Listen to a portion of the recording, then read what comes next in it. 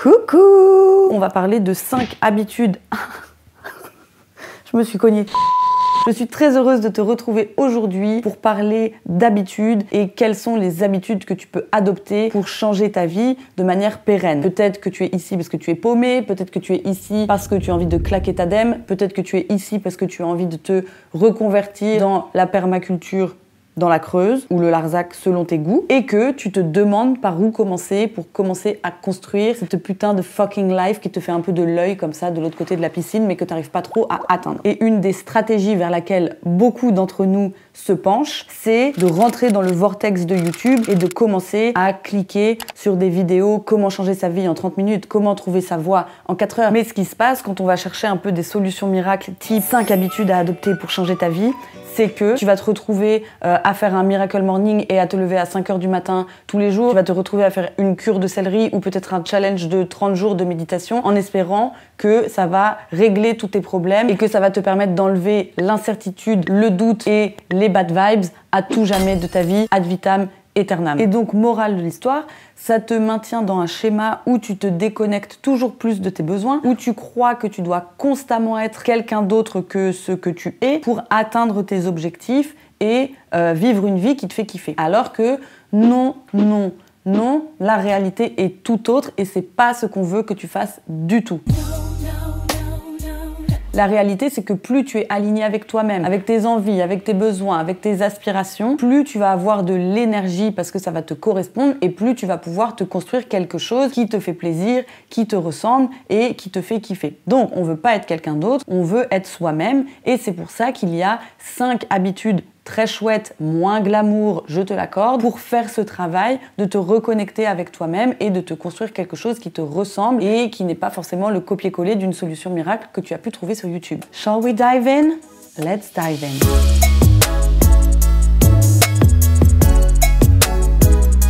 Première habitude. La première habitude à adopter pour te construire une vie qui te fait kiffer et qui te ressemble, c'est d'apprendre à observer tes émotions et tes ressentis. Que tu souhaites vivre une vie qui te ressemble, dégommer un objectif, arrêter de procrastiner, calmer un conflit, créer quelque chose, tu ne pourras le faire de manière pérenne que si tu es profondément connecté à toi-même. Et le meilleur moyen qu'on ait à disposition pour faire ça, c'est d'observer nos ressentis et nos émotions. Pourquoi ? Parce qu'ils n'appartiennent qu'à nous et que ce sont une mine d'or d'informations pour savoir ce qui nous plaît, ce qui nous bloque, ce qui nous dérange, ce qu'on valorise, ce qui nous permet d'activer notre énergie. Et si tu ne les observes pas, tu ne sauras jamais comment faire les choses pour toi. Alors je sais que ça peut paraître un peu bizarre dit comme ça, mais je te donne un exemple. Imagine que tu sois actuellement salarié dans une entreprise et que tu souhaites lancer ton podcast, vendre tes bijoux sur Etsy ou faire n'importe quelle activité pour arrondir tes fins de mois et expérimenter ta créativité. Tu poses toutes les vidéos YouTube sur le sujet, tu commences à un petit peu mettre ta stratégie sur Word, tu commences à faire des tableurs pour voir un peu les chiffres, tu te lances timidement sur Instagram et boum,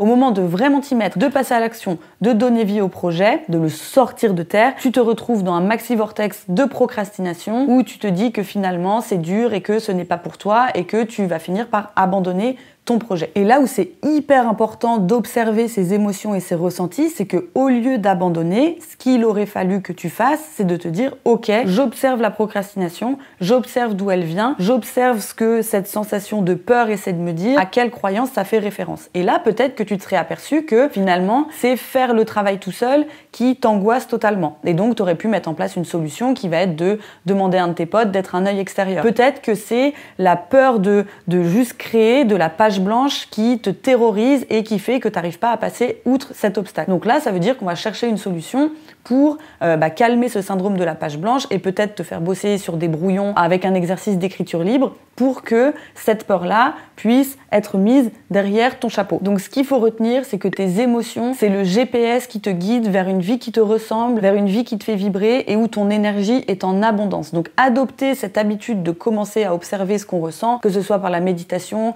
l'écriture, tu peux te faire des audios WhatsApp 3 fois par jour que tu t'envoies à toi-même pour dire comment tu te sens. C'est une des meilleures habitudes que tu puisses adopter pour te construire une vie qui te ressemble 300%, 1700%. Observe les émotions.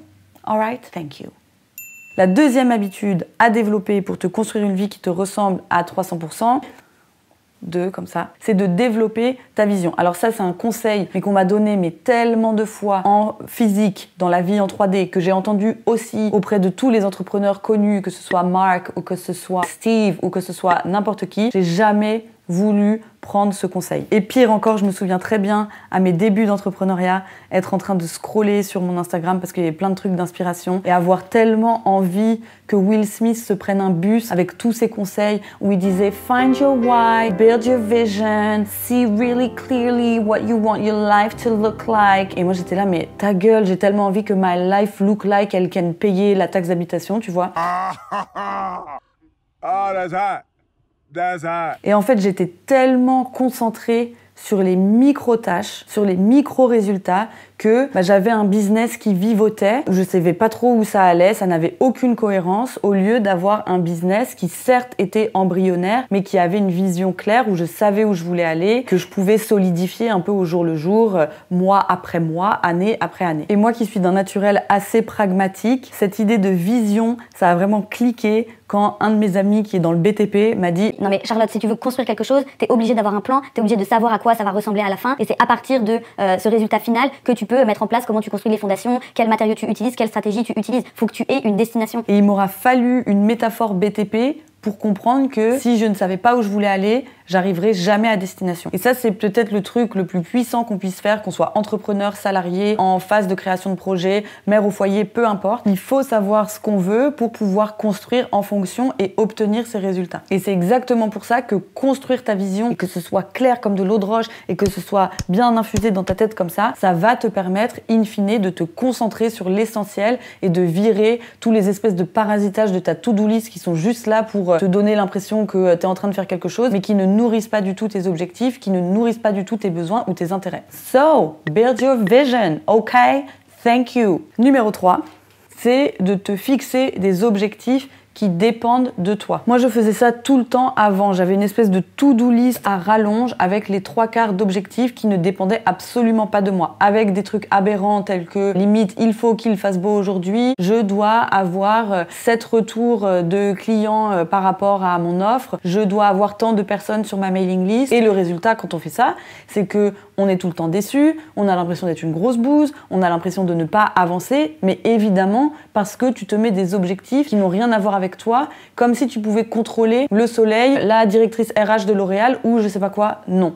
Donc, l'idée dans cette habitude, c'est de retransformer tes objectifs pour qu'ils dépendent de toi, de ce que tu es capable de faire, de ton travail. La deuxième chose aussi dont je me suis rendu compte, c'est qu'il y a plein d'objectifs que je pensais être dans ma portée, sous mon contrôle, qui en fait ne l'étaient pas du tout, mais pas du tout, du tout. Mais comme je me voyais un peu en mode mojo jojo, je suis un taureau et j'ai le contrôle sur mon énergie, sur ma santé, j'étais persuadée que c'était dépendant de moi. Imagine que je dois faire du sport tous les jours. Et là tu te dis, bah oui, ça dépend de ma volonté, ça dépend de moi qui peut me lever, ça dépend de moi qui n'est jamais fatigué ou quoi que ce soit. Et cet objectif, faire du sport tous les jours, dessous, ça sous-entend quoi? Ça veut dire que tu as de la volonté de manière inépuisable, ça veut dire que tu as de l'énergie de manière inépuisable, ça veut dire que tu n'es pas fatigué. Et en fait, tout ça ne dépend pas de toi. Ton énergie ne dépend pas totalement de toi non plus. Et il faut apprendre à faire, en fait, avec ces fluctuations énergétiques, d'énergie pour ne pas t'enfermer dans un schéma où tu vas être déçu, où tu vas culpabiliser, où tu vas te mordre les doigts de ne pas avoir été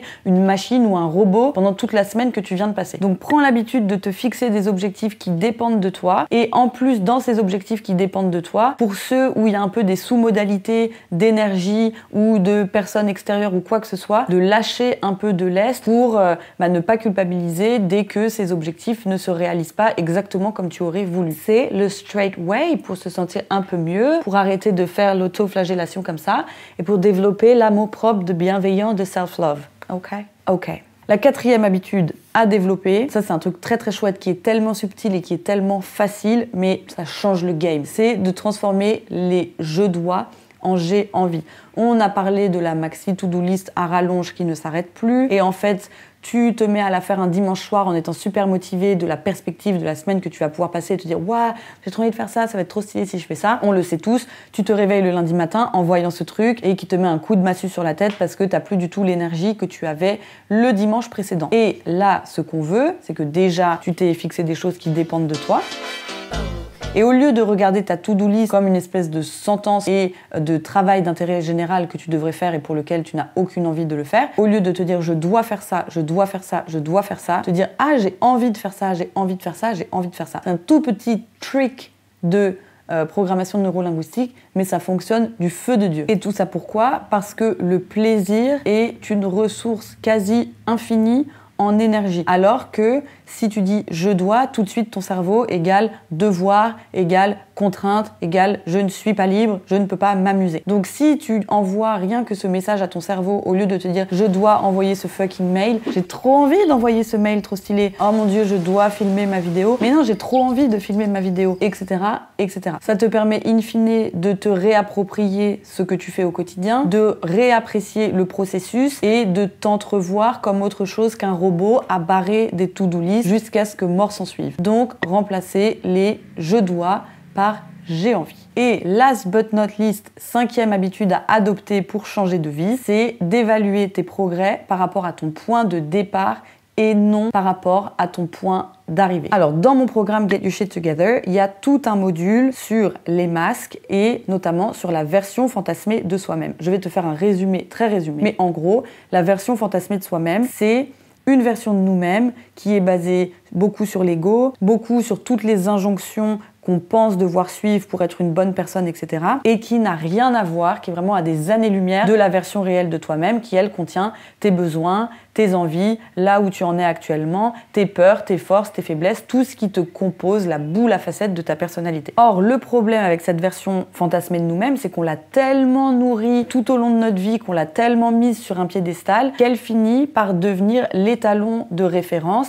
elle finit par faire autorité sur tous les pans de notre vie et on l'utilise pour comparer ce qu'on fait au quotidien. Imagine que dans cette version fantasmée de toi-même, il y ait « je suis capable de travailler 10 heures par jour, je dois le faire et c'est comme ça que je suis méritant ». Ça, c'est ta version fantasmée. Ta version réelle, c'est que peut-être tu commences l'entrepreneuriat, que tu es en plein dans la courbe d'apprentissage, que chaque nouvelle chose que tu mets en place met 10 plombes à mettre en place parce que tu dois l'apprendre, que tu as l'impression d'être dans une machine à laver constamment et que tu ne peux pas passer 10 heures de ta journée à être hyper productif parce que tu n'es pas encore assez expérimenté pour savoir exactement ce que tu dois faire. Ou alors imagine que la version fantasmée de toi-même soit composée de croyances telles que à 30 ans, je ne devrais pas être paumé et je dois exactement savoir ce que je veux faire et dans quelle direction je veux aller. Ok, mais à côté de ça, la version réelle de toi-même, c'est que tu as 32 ans, que tu es paumé, que tu es dans un taf qui ne te satisfait pas et tu sais pas du tout par où commencer pour commencer à mieux te connaître, trouver ta voie, chercher ta voie et te sentir mieux. Et donc on se rend compte qu'il y a un fossé